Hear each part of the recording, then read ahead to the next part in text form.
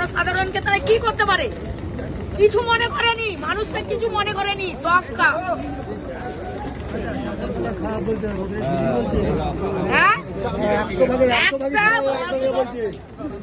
আরে কি করে দাঁড়াবো, মানুষকে সহ্য হচ্ছে না। আমরা এই জায়গাতে দাঁড়িয়ে আমাদের কত কষ্ট হচ্ছে, আমাদের পেশেন্টকে নিয়ে, আমাদের পেশেন্টের মরো অবস্থা। আমরা এখানটা কিসের জন্য এসেছি?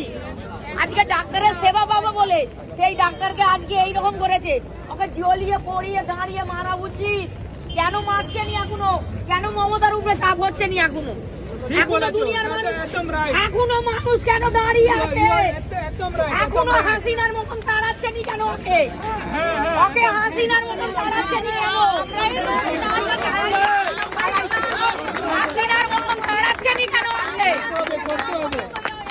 ওকে আগে তাড়াক, তারপরে দেখবো যে কি হয়। তারপরে